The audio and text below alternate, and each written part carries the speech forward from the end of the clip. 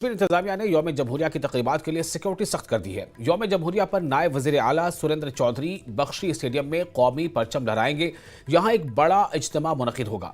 जश्न को पुरअमन बनाने के लिए इजाफी एहलकारों को तैनात किया गया है।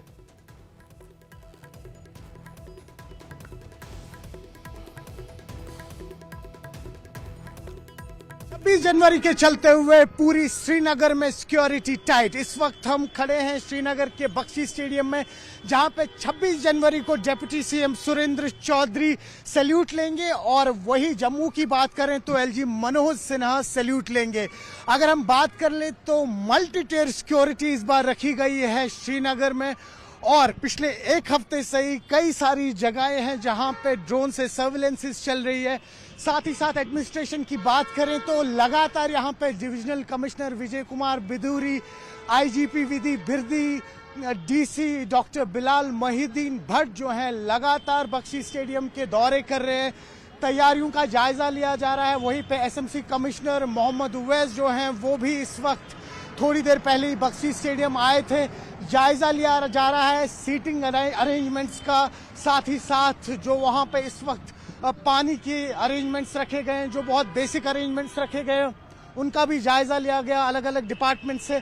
अभी भी आप देख पा रहे होंगे कि बख्शी स्टेडियम पे किस तरीके से तलाशियां चल रही हैं। सिक्योरिटी पर्सनल हर आने जाने वाली गाड़ी को चेक कर रहे हैं कि किसी भी तरीके का हादसा ना हो यहाँ पे। हालांकि आपको बताएं, आज से ठीक 2 साल पहले बख्शी स्टेडियम में करीबन 30 साल बाद लोगों को एक ओपन इनविटेशन मिला था। लोग आए थे और पहली बार रिपब्लिक डे को उन्होंने ऐसे विटनेस किया था।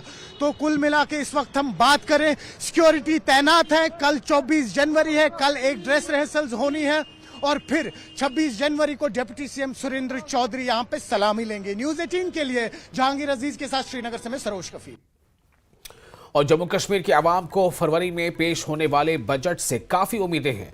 टूरिज्म फेडरेशन के सदर राजेश गुप्ता ने होटल इंडस्ट्री के लिए खुसूसी पैकेज का मुतालबा किया है। उनका कहना था कि बजट का फायदा सिर्फ चंद अजला तक महदूद नहीं रहना चाहिए, बल्कि इसका दायरा कार छोटे होटलों और लॉजेस तक भी होना चाहिए। राजेश गुप्ता ने मजीद कहा कि हुकूमत को सियाहत के शोबे को फरोग देने के लिए ठोस इकदाम करने चाहिए।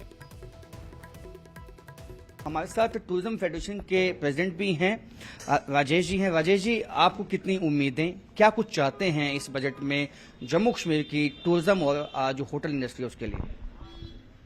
देखिए, जम्मू कश्मीर में कुछ पार्ट्स में टूरिज्म इंडस्ट्री, होटल इंडस्ट्री ने बहुत फ्लरिश किया है कुछ जोग्राफिकल हिस्सों में, लेकिन जो भी बेनिफिट्स केंद्र सरकार बजट में देती है होटल इंडस्ट्री को, उसका स्ट्रक्चर, संरचना ऐसी हो कि वो जम्मू कश्मीर के सभी जिलों में उसका बेनिफिट हो सके।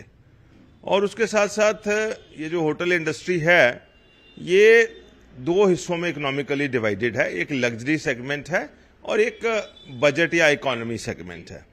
बजट या इकोनॉमी सेगमेंट जो है उसको सबसे ज्यादा इस वक्त ध्यान देने की जरूरत है, क्योंकि सबसे ज्यादा नंबर जो टूरिस्ट के हैं स्पेशली जम्मू रीजन में, वो पिलग्रिमेज टूरिज्म है और जो यात्री है, तीर्थ यात्री है, पिलग्रिम्स हैं। पिलग्रिम्स बहुत ज्यादा स्पेंड नहीं करते अपने स्टे के ऊपर, इस करके जो बजट कैटेगरी एकोमोडेशंस हैं, छोटे छोटे जो होटल हैं 10 कमरे 15 कमरे के, या उसके साथ साथ होम स्टेज 3-3 4-4 कमरों के जो होम स्टेज लोगों ने घरों में बनाए हैं, छोटे गेस्ट हाउसेज हैं, उनको लेकर के कोई ना कोई सटीक योजना केंद्र सरकार की उनको फोकस करके आनी चाहिए। और उसके बाद उसका कंप्लायंस भी इस तरह से हो कि अगर कोई योजना आती है तो कहीं 1 2 3 जिलों में केंद्रित होकर के न रह जाए, उसका इवन स्प्रेड हो उसके बेनिफिट का।